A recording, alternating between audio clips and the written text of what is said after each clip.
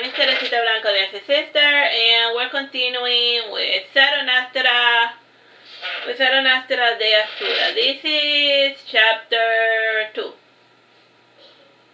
Just between you and me, here are the other sources of milk besides the above-mentioned sources. Buffaloes, donkey, human, horse, moose, elves, camels, and cattle. There was a gift from Jenny's beef farm. So far so good. Yeah, everything's going just dandy.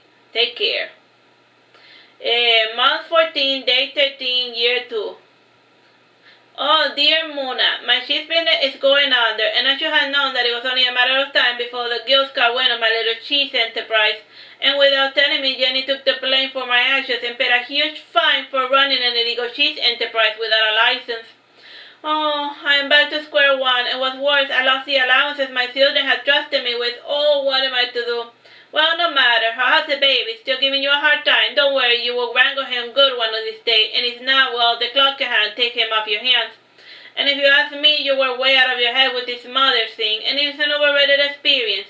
And as before, I write you if anything remotely humoring happens. Month 15, day 1, year 2. Dear Cardinal Servius, Jenny has informed me of an interesting recruitment event taking place in Sibila, and it is a bit of a high for me where I am, but I might as well participate since I have nothing better to do. And Sibila is the ancient home of dragon riders, and the dragon riders call it ancient, but most of those in the inside group know that it's only 500 years old, though it was built in the ruins of a true ancient city. And who were the inhabitants, and what had occurred to them was not a matter that anyone was interested in knowing. And it was a practical location which provided easy access to the mines in the mountain, and this made it a perfect nesting ground for dragons. And Sibila was located a couple of miles north of Veragero, following the mountain range of Perlian. And this master rain was said to have a particular temperament, and aside from both name and cities, everywhere else was prone to landslides and avalanches during the winter.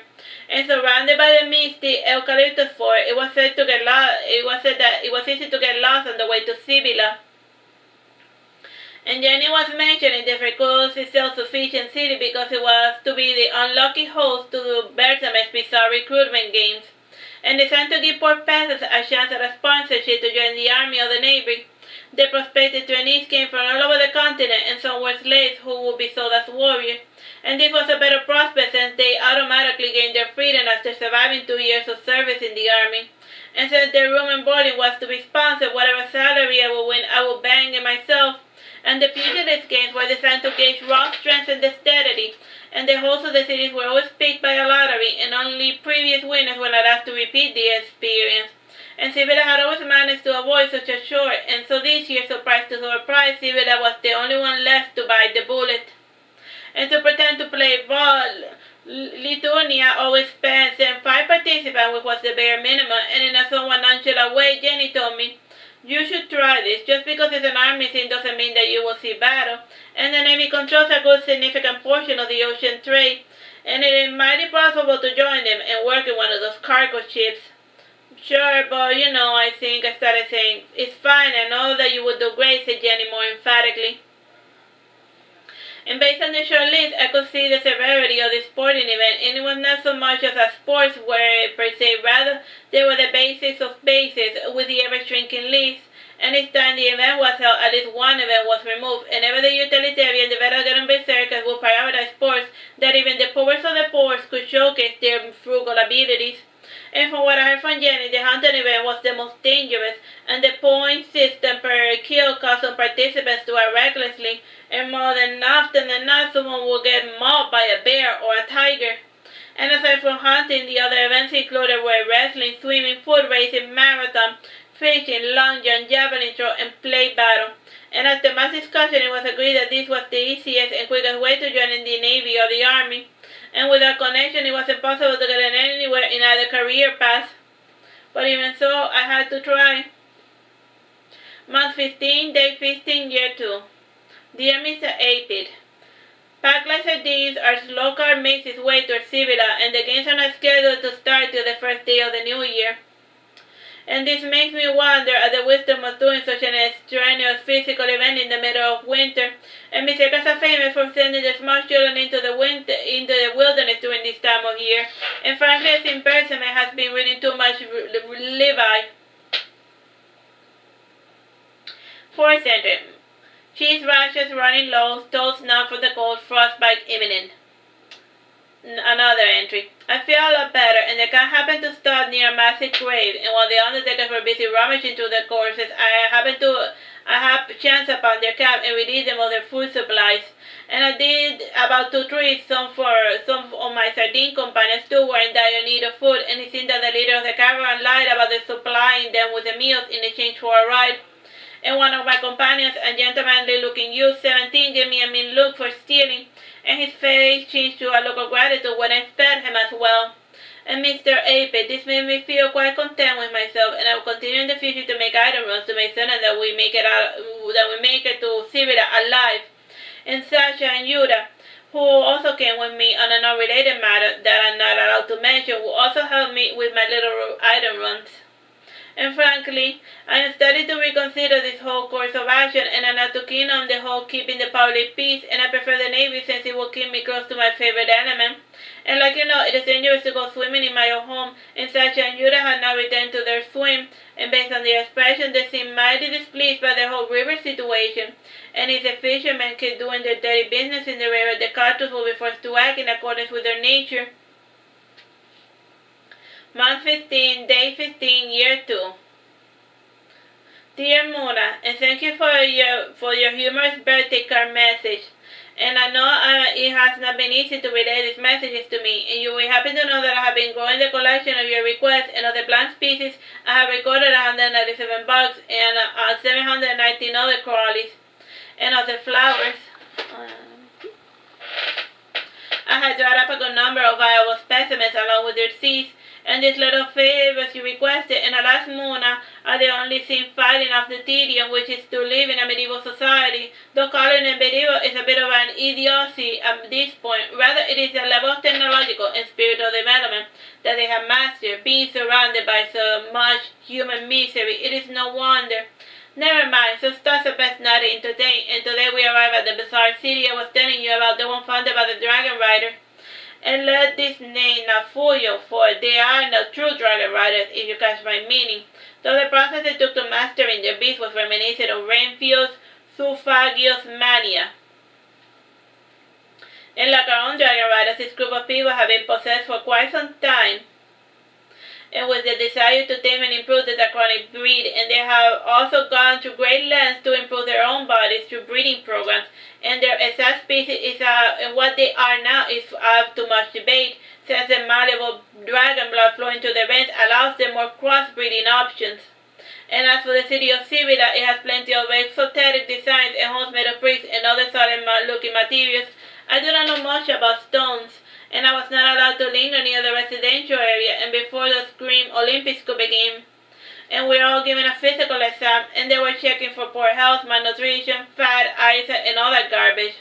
And gender not being much of an issue since the events will not be separated by male or female. And army battle-wise, women are expected to pull their own weight.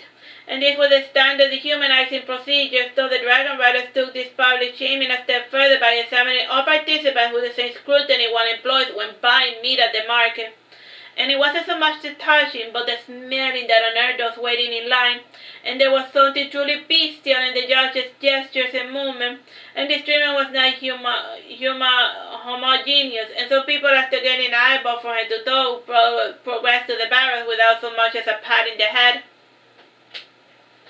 And while waiting in the barracks, I asked Sasha and Yura, what was that all about? It's a dragon thing you will not understand, commented Yura. I still don't get it, I said sadly. You remember how I told you not yesterday not to bathe, explained Sasha. Yeah, I said annoyed. Dearest Mona, well, those who master deceased flesh with acrid odors made it harder for the examiners to tell if you were prime beef, explained Yura. No way, really? I asked in disbelief. Answered Sasha, grinning. And when the dragons came to see our group, I took that chance on us, and was with all of the smelling and touching. The furry-looking dragon rider said, it's a naga thing you will not understand, huh? That's their answer to everything. If you say so, I said, not convinced. And instead my dragon rider passed by, he used a different excuse, and eventually one of the party dragons told me, The long and short of it is that should this event ever repeat, no one will be willing to consult the dragon riders about this recruitment nonsense or whatever. And we have much better things to do with our time, but alas, this is not one of the quirks of living in peace. Peace? What peace? Let me see. I asked. Well, in the old days there was a war all the time, every day, and now there's just a tiny rebellion here and there, and an occasional usurper that gets too big for his breeches. And go read as I say, said the dragon. And the rest of the day was spent being talked to death by the little critter. It was indeed happy at not being forced to do army battles. And as you can see, Mona, there are some structural similarities between these dragon riders and the ones that we know. And for now, I rest my pen. Deasura Diary, month 15, day 17, year 2. To my most revered and respected Aunt Ladybird, is your husband still invading people's personal space? Well, when will he ever lower? And my food has just been concluded. And one of the priests overseeing the events came out to the girls and was offering them victuals and occasional candy. And I took the candy but declined the larger lager. And concerned the priest said, you must drink something if you have to continue the other events you signed up for. Couldn't you give me a better water instead of lager? I said, eating my honeyed cornbread. And frowning the priest said, you better not, the water in this place may not be safe for human consumption. And Sasha interjecting, saying, you may not know this, mister, but there is a good reason for this, and it has something to do with the draconic blood flowing to the veins of the dragon riders, and they need a diet of metals and poison materials to sustain themselves. The same way humans need to eat some meat every once in a while. I see, said the priest thoughtfully. Don't worry too much about it, mister. It will be fine, I said, closing my eyes and flapping my shirt collar to try to get some air. And indeed it was an unusually warm winter, my little ladybird, and the events were taking place in one of the many open courtyards regularly housed by the dragons. And a makeshift running corridor had been cruelly painted on the ground, and shifting around the sand, I felt a slight prick on my finger, and I noticed many dry dragon scales on the floor, and the others around me to discover the find. And soon all the participants were digging the ground and taking the scraps of dragon scales as souvenirs. And aside from the dragon scale, a few tiny ones, we had not seen any larger behemoths. And it was so anticlimactic, and you commented, the larger dragons are probably all sleeping on the ground. And Sasha added, it is probably a strategy thing. It is not good for people to know how many big dragons they truly have. And sure, 1 or 2 is intimidating, but if found out that you only have 10, then fear of the dragon riders may start to dissipate. Maybe they are not here, but in Beragheron, I commented. That is a possibility, said the twins thoughtfully. Second entry. The marathon road was more like a prolonged obstacle course, with the dragon riders randomly throwing heavy objects at us, and based on their smirks, this was one way they liked to amuse themselves. Then again, they did not want to participate in this charade. And according to Sasha and Yura, this is not even the real dragon rider city. Apparently, they made livable one of their old settlements, which was abandoned years ago for more fertile ground. And shaking his head sadly, Yura commented, they really do hate people, don't they? It's not like that, my dear Yura, and they really did not want to participate in this farcical Olympics, commented Sasha. And things are only going to get worse when Bertame dies, I said absent-mindedly. The twins' eyes opened wide, and they were not aware of this snippet of information. Then again, my older brother has rarely been a viable source of answers. And when they heard of the source, the twins dismissed my remarks and went back to badgering the competition. Third entry. It seems like the dragon riders, who have not done much riding, want to rush through the events, and before it even begins, they get rid of half the participants, and some are even being sent away after being short-winded in the marathon. And in their defense, they had not eaten anything because they thought that they had to pay for their food, and not even considering that the charity even offered free food, and they were sent away. And as the saying goes, the best things in life are free, and the larger buffet tables swarming with flies proved this fact. And then the next event I participated was the long jump, and despite its name, the dragon riders had counted the height one could achieve when jumping, and the first jump was upward, and the second was long, and the third was a deadly combination of both skills. And I guess it makes sense army-wise if you are expected to jump through barricades and whatnot, and being able to jump is an ability worth having. So remember that, my dearest cousin. And how the twins performed this jump was a bit unnatural, and taking a deep breath, their stomachs enlarged till they looked rather shabby, and together, when they felt a strong wind, they started running, and soon their feet were slightly off the ground, and and the way they started twisting and flexing their bodies reminded people of snakes, and their arms flattened and formed fish-like wings, and once they were slightly in the air, they breathed down their nostrils till their frail skinny up so much so that their clothing was dangling. And the jump, if you can even call it that, lasted 45 seconds, and they covered the entire length of the courtyard, which was close to 100 meters, and the maximum height was 5 meters, and one of the participants remarked, "And how are we supposed to compete with that nonsense?" "You're not," I answered, "and they're not really here to get a sponsorship. Rather, the region is supposed to send someone as a show of good faith or whatever." After that unnatural display, no more people kept their distance from the twins. 4th entry. The final event that day was fishing, and as dusk started falling, we each were given a rod and instructed on how to fish, and it was ironically the fishermen who were having the hardest time fishing, and they had given us the pole years ago and resorted to easier tactics like netting, trawling, drift netting, and everything having to do with netting. And I did not have much luck wheeling the line, for I particularly did not feel like fishing with a rod, and since I had gotten a bit paranoid about the water, and I was refraining from going inside. As for the twins, they had put the hook in their mouths and filled it with sticky, yellowish amber goo, and the amber was luring all sorts of fishes to the line, but none were able to even bite down on the hook. And since the fish were near the twins, all they tried their hands at fishing them, for which they were expelled for the games, and it was a bit frustrating to say the least. And when night fell, the dragon rider said that the event was over and they could stay and fish or return to the barracks and have some more fish. And I chose the latter. Wait, I meant the first. I stayed behind to fish. Last entry. How goes to my darling Viscount Salinas? How goes your family business? And mine has seen better days, and the fishing was as low tonight. And mostly because my heart was not into catching fishes with a fishing rod, and instead of a hook at the end of my line, I only had a little wooden fish with the color black and yellow, and fishes always kept away from anything matching those colors. It was splashing my feet to the murky water, and noticed something quite odd indeed, and the water was pure crystalline and a little bubbly too, and after drinking its effervescence reminded me of mineral water, and it was a bit salty, for it to be considered true fresh water. And I entered the water, and then I took my first bath in 3 days, and as before, I had left my clothing outside the river after washing them as well, and I stayed inside the cool mountain spring water while I waited for them to dry. And my random muses must have attracted the attention of someone, and when I looked towards the tree branch where my clothing lay, I noticed that they were gone, and the only thing that was left was the little scrap of rose which I had always tied to my shoulder like an armband. And I did what I naturally did whenever somebody stole something from me. I started to pretended to cry, and surprised the assailant came back, and not to return my rose, but because he noticed the large pearl I had tied to the side of my head. And when the man came to jack my hairpiece, I held onto his hand with both my arms, and I pulled him towards the ground, and the force of the pull caused him to fall headfirst into a conveniently placed rock. And I recovered my stolen goods and other items he had taken from other people, and I used this little thief to add them my inventory of clothing and valuables. And after I was done rummaging his pack, I stole his shoes and I shaved his hair. And a voice from the darkness said, "Wouldn't it have been easier for you just to kill him?" Not really. He has not done anything I would not have done, and the fact that I was focused on something else, for lack of a better word, made me an easy target, that's all, I said, Johnny. And the second voice drew closer and added, "What a bother, and it's getting late, and we should be heading back." And I got up and went to the barracks, and the people who had survived today's elimination round were celebrating, if you can believe me, my dear Viscount. And to speak told, the tournament was only a matter of formality, and everyone already had been picked their winning horse, which made me ponder on my own chances of getting a sponsorship and maybe some legal papers.